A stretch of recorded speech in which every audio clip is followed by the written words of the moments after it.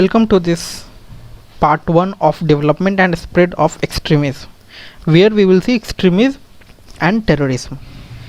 It will come under the playlist of your internal security chapter, where I have already explained political spectrum, that is your central wing, left wing, right wing, what is center of left, what is right of center, and everything has been explained in that lecture. Please go through that video also for understanding this left wing, right wing. Here we will use that extremism term. So extremism either may be your right extremism or left extremism. Okay, let us move ahead to the lecture. So what exactly you will understand by extremism? See, in the political spectrum, as I have said, that there is two spectrum, that is one center, here is your left, here is your right. Okay, but if anything is extreme, even drinking of water, if you started to drink water a lot, that will create a problem in your body and may swell your body. Anything having extremism is dangerous. Similarly, for the left ideology who thinks about radical kind of thinkings that based upon the science and all, they do not much believe in private kind of things. They believe in government uses. They want government to do much kind of things. They do not believe in punishments and all, but the right wing will believe on private kind of things. They believe much power should be given to private, police should have role, punishment should be given. These kind of things will come in right wing. But if something is going to extreme, that if something is going beyond this extreme, that left one, if something is going beyond the right one, that right one will be working on religion kind of things. So if they started to believe on lots of religious kind of things, everything is based on religion, my religion is good, Hinduism is on top, that kind of thinking will be a problem, and that led to emerge as a terrorist kind of organization. Okay, that's why you will found Al-Qaeda and all, because of that right-wing extremism, because of that extreme spread of Islam and all in the countries. So these kind of radical thinking, not radical, we can't say it, that make issue for the world, and it is not acceptable. Okay, so let us see what is in this slide. Extremism is essentially the advocacy of extreme measures or views. Extremism is nothing but advocacy of extreme measures or views present there.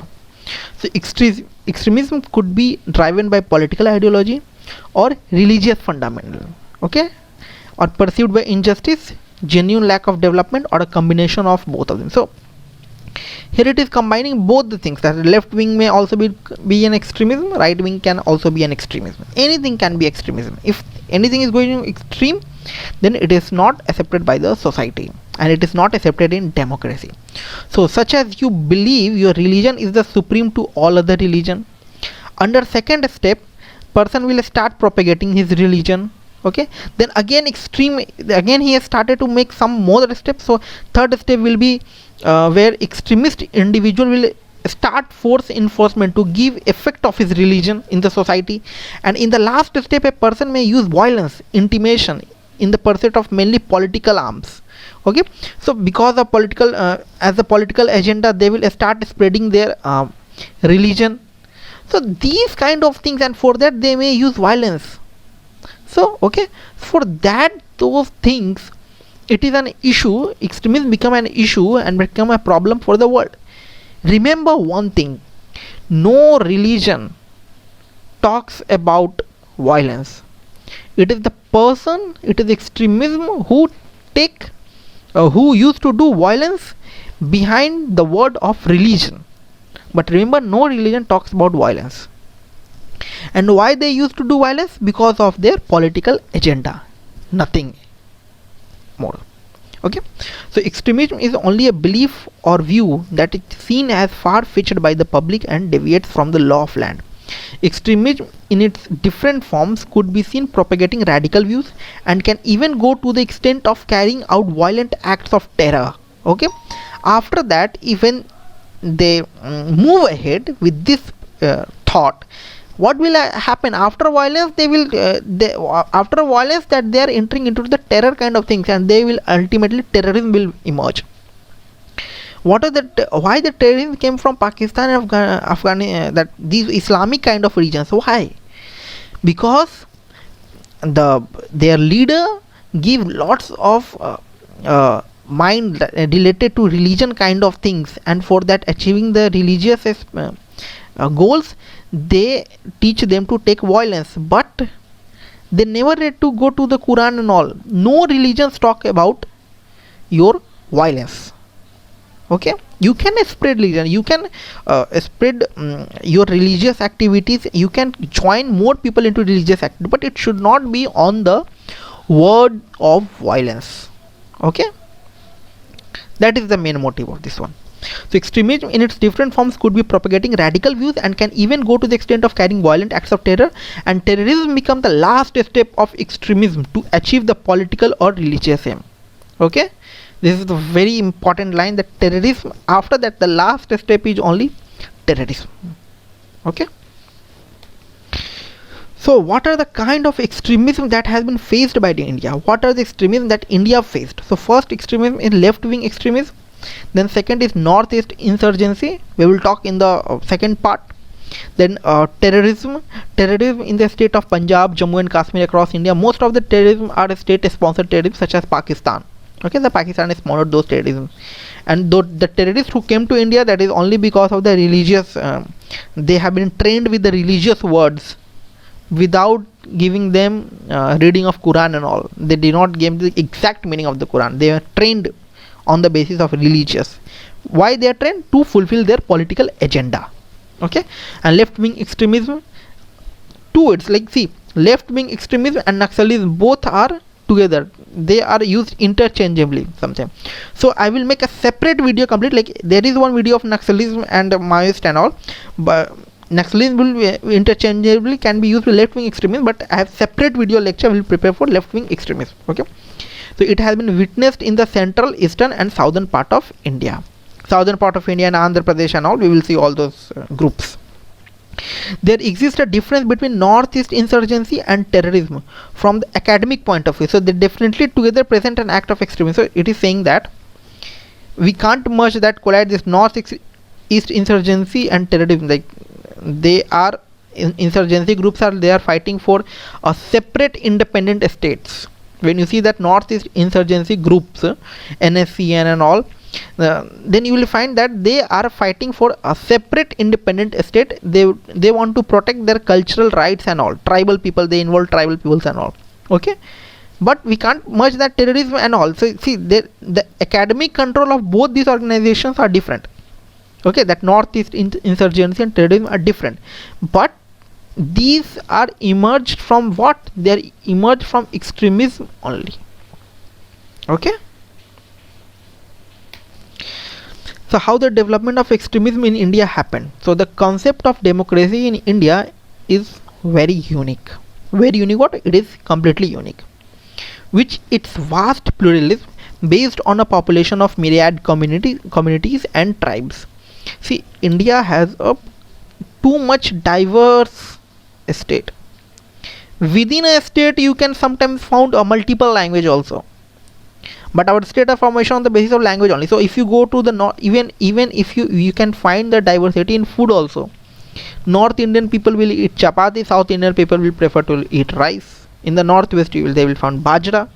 Okay, so these kind of diversity is present in India. So it is not possible, we can't say not possible, but it is very difficult to make happy all the people of India with one decision, with one act. Okay, so following the independence in 1947, the Indian public life was lit up by the promise of democracy and the opportunities available to its citizen following the British colonial rule. So as it was promised to every citizen, all the citizens, irrespective of caste, creed, religions and all, it was promised that all the people will be benefited when we become independent, when we come out from the colonial rule. Okay, so India has always been multi-word country. If we look in southern, central, northeastern state, tribal people were majority state. So India is a heavily diverse country. We provide equal representation in citizens of our country through fundamental rights, directory principle of state policies and all. An overview can be taken from the preamble of our country. So it is saying that when our country got independence, we got one unique preamble and the constitution that make our country united. We the people of India. Who had made the preamble? Like when we read the preamble, it is like it starts with the we the people of India. It means the people of India only gifted themselves this preamble, not a constitution writer or what. The people of India gifted that one. What then? What they have been sovereign, socialist, sovereign, diversity people. Okay, republic. These terms are used. Integrity and all these terms are used to unite all the peoples with the diversity that present in our country. Okay. We the sovereign, socialist, democratic, republic people, we all are present. So that thing are given in the preamble, and who chose it? That we the people of India only. Okay. But if we see, actually we failed in actual implementation of we have too much drawback in the implementation of independence, where we made lots of tribal people and all community unhappy because our leaders forgot to give attention to them, and because of that we found too much insurgency groups in India also. So if we ask a question to the government whether after independence delivered to their commitment successfully or not, so the answer will come in medium terms, that neither the answer will be yes, neither nor the answer will be no. So few communities have been rose up, where few communities will still deprived from their development of their community. And this social divide, like some community got rise up, some community got have not got get anything. So the most of the community in this going down is tribal one only. Okay, so this lead to the social divide which can be seen between rich and poor and different caste religions of the country. So this social divide created that represents a fault line which can be exploited by Western interests who have political or religious agenda. So by the Western countries like Pakistan and all, if the China or something sometimes enter into it to manipulate the internal security of India by supporting those insurgent groups that are against India, like they are supported by this China and all. Okay, so that this social divide created during this independence only became a problem for us. They got against the government of our country. They started to fighting against the government, and the funding that they received, they started to receive the funding from the Western countries such as Pakistan. Okay, in the, when the Bangladesh was not there, East Pakistan was also helping them. China was also involved in this one. Okay, so they so that they can promote the indoctrination through extremist and radical ideologies. This represent a threat to India. Okay, this Western interest. So in case if we look to the Western developed countries, they were homogeneous in nature and get lots of time to make it a developed nation. So they did not find the difficulties like India. So the government of India, diversity in India sometimes acted as a roadblock in some cases. Okay, so if we see some Western countries like if America and all, so what will you find?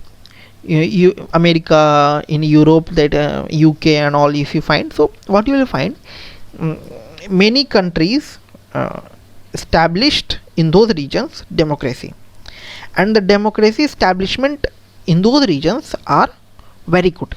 Okay, they are very good, not like the India.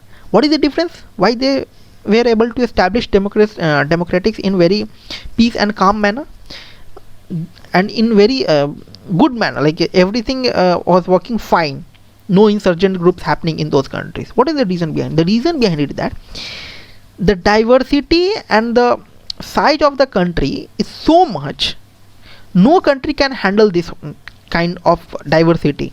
It is the India only who handled this diversity in that good manner. So if we compare with other Western countries, they were homogeneous nature.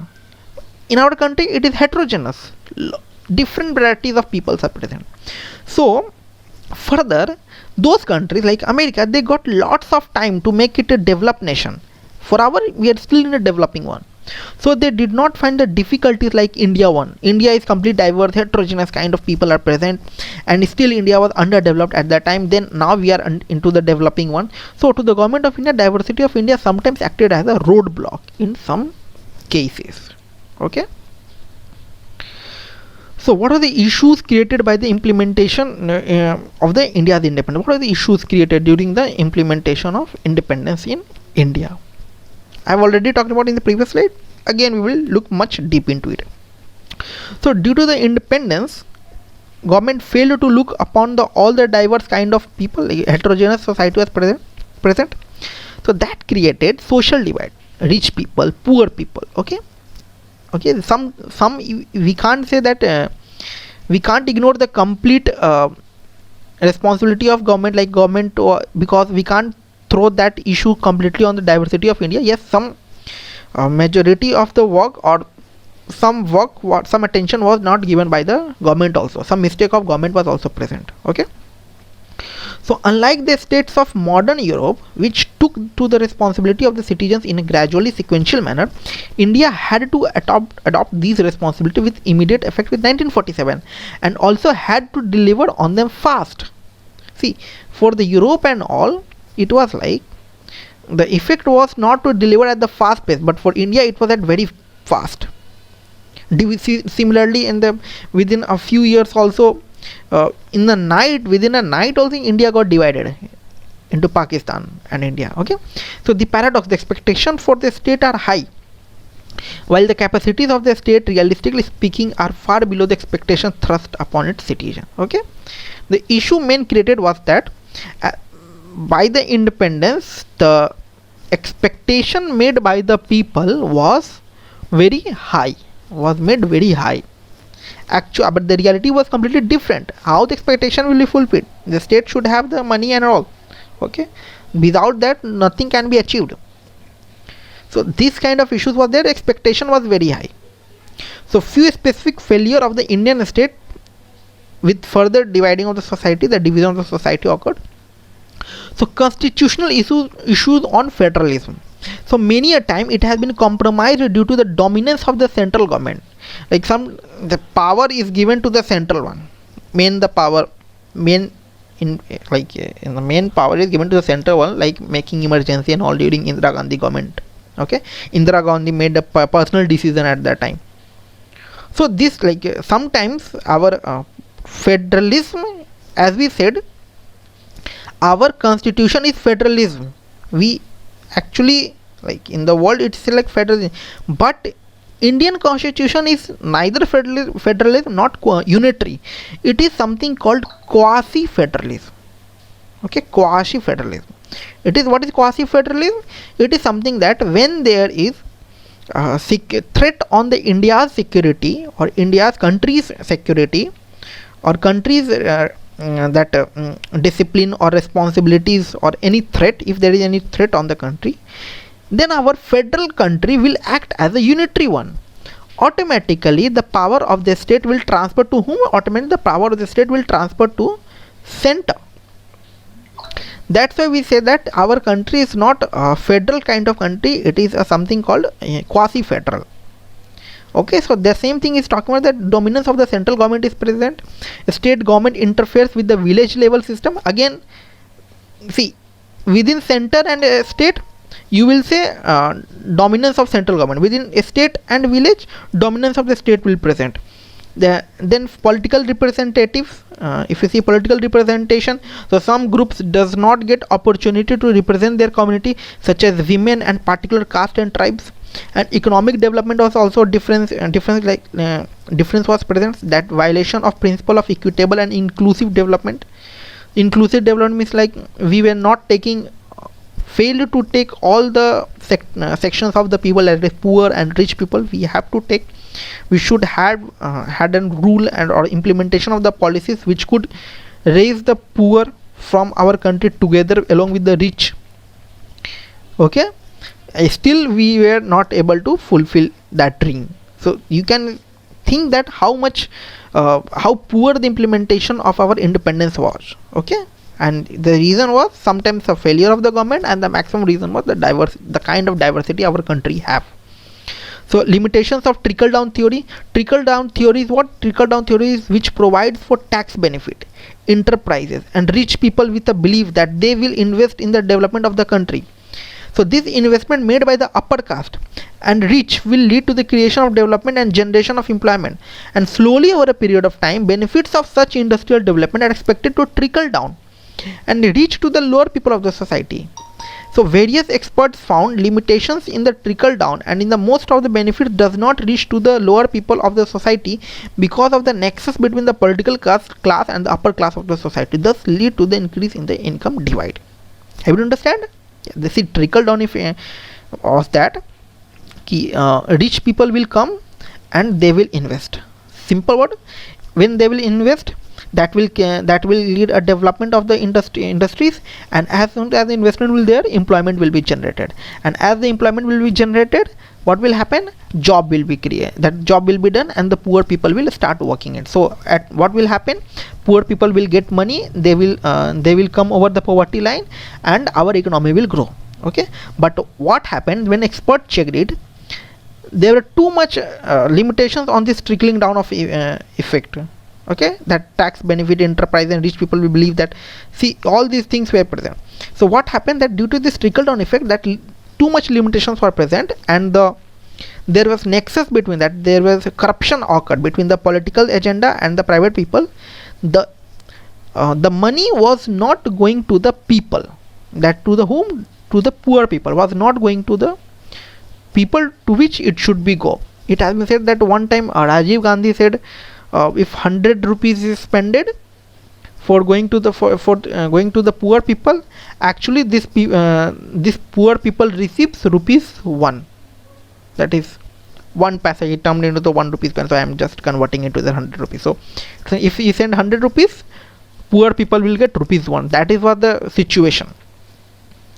Role of that's why transparency was required. See, because of those limitations only we came to as Right to Information Act and all. Okay, and then transparency increased.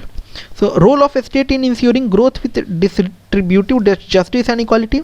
The divide of the society created the sense of alienation, that as the social divide came, that between the rich and the poor people, what happened? This created alienation kind of thing. Alienation means what? Poor people started to live alone and rich people started to live alone. They don't talk to each other. It is for the business perspective, they were getting colliding each other. So that alienated our poor people society and rich people society, and rich will be becoming rich, poor were becoming poorer. So once the lower class lose their faith and trust in the government, this can be exploited by the Western class, who can turn their frustration into the extremist kind of thoughts. See, this social divide, when this social divide occur, that poor people and rich people. Okay, now what happened? Poor people realize that government is not doing anything for us. Then Western countries saw this as an opportunity, that they will provide the money and they will ask to work into the favor of them. How much favor? What kind of favor? These Western kind of countries don't want India to develop, so they will run their own political agenda by giving them money and all, and by supplying terrorists and all these, all kind of things can happen, and thus these poor people will turn into the extremism kind of thoughts. Okay, and just we will see that Naxals and all will come, and these Naxals people will get supply of weapons from the other countries like Pakistan, China and all. Okay, so I hope you understand the social divide. Again we will continue this lecture with another episode, part 2. Please like and subscribe. The subscription that you are making is in the form of payment for me only. Okay, please share with your friends also, and if you have any suggestions or instructions, or if you want any question or on demand video lectures too, please ping me on my Twitter handle. This is given in the description section. I will be happy to assist you. Thank you.